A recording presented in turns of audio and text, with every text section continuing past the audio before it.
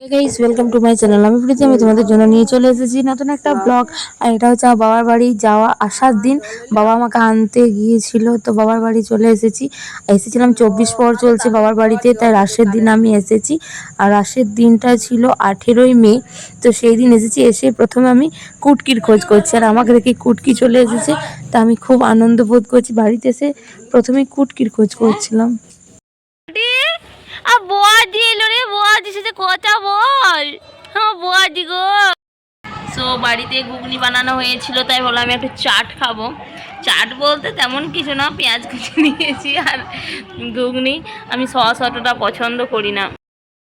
So এরপর ready হব। এখন পুরো কটা বাজে, 7:20 বেজে গিয়েছে। গৌরমণ্ডলী দেখতে যাবো। আজ আমাদের গ্রামের রাস। আমাদের গ্রামে 24 পর চলছে, সেই উপলক্ষে আমি বাবার বাড়ি এসেছি। আজকে রাস 3 দিন চলছে, তো একটু পর গৌরমণ্ডলী দেখতে যাবো, রেডি হব। তো দেখতে থাকো। তো গৌরমণ্ডলীতে যাওয়ার জন্য আমি রেডি হয়ে গিয়েছি, শাড়ি পরলাম। তো তোমাদের সাথে পরে আমি শেয়ার করে দিচ্ছি। আর বুনিও রেডি হয়ে গিয়েছে। তো রানী আমার উপর রেগে আছে, কারণ আমি লেট করছি।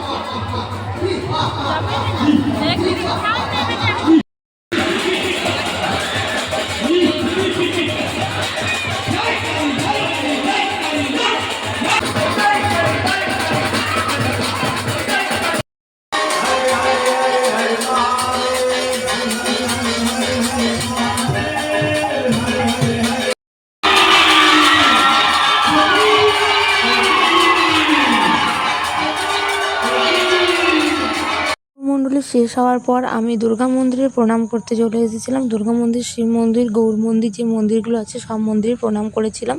আর বেসিক্যালি দুর্গা মন্দিরে আমি ভিডিও ক্লিপটা করেছিলাম।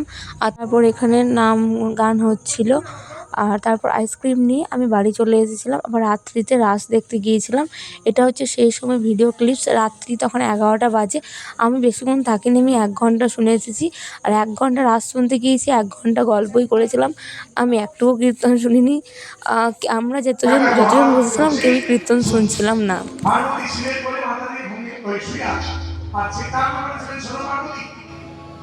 কীর্তন শুনতে বসেছিলাম আমি, মৌ কাকি, মানা কাকি আর বিলামা ছিল। আমি, মৌ কাকি, মানা কাকি খুব গল্প করেছি। আর আমার পাশে কিছু বোনরা ছিল, তো বোনরাও সব গল্প করছিল আর আমাকে বলছিল ব্লগে নাও।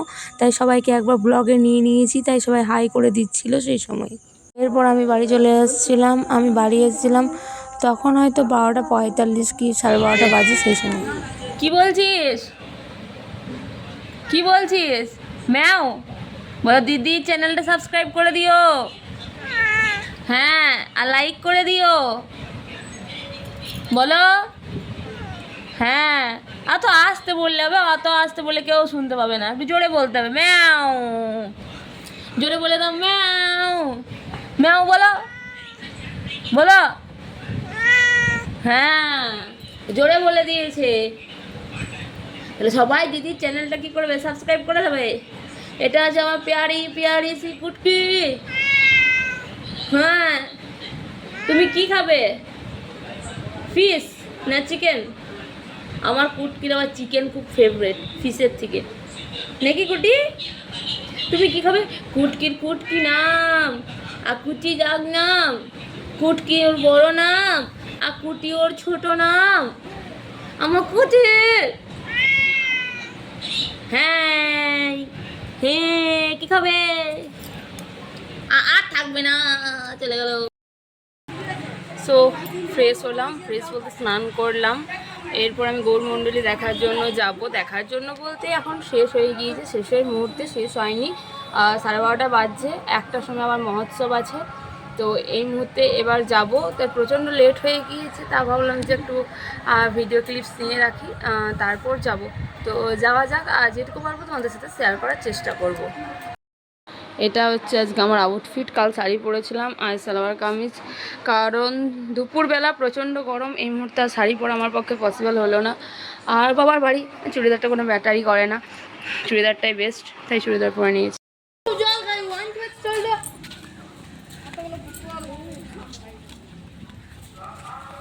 চললো আমি একটা নিয়েছি মনের মতো নাকি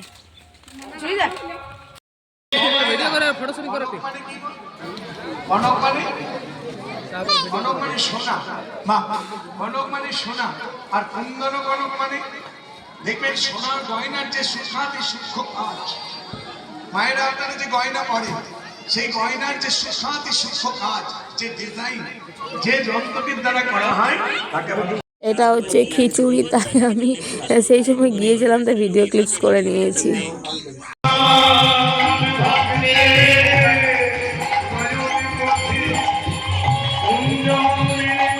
এরপর কুঞ্জ বিলাস শেষ হওয়ার পর সবাই মহোৎসব খেতে বসে গিয়েছিলাম, আর সবাই একসাথে এত তাড়াতাড়ি বসেছে, জায়গার প্রচুর প্রবলেম হচ্ছিল।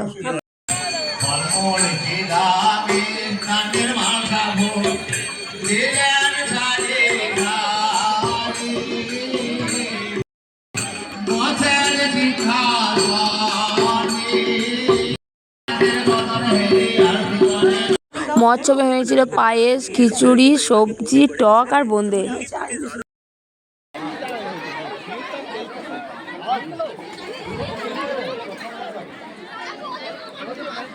সো আমরা কি জন্য দাঁড়িয়ে আছি ভাই এখন?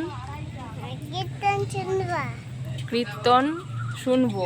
এখন কীর্তন শুনবো বলতে ধুলোটা আসছে, তাই আমরা বাইরে বসে আছি। তার সাথে কি আছে, হ্যাঁ বাতাসে নিয়ে বসে আছি। কি করে ধুলোটে বাতাসে ছড়াতে হয়, তাই বাতাসে ছড়াবো, তাই আছি নাকি।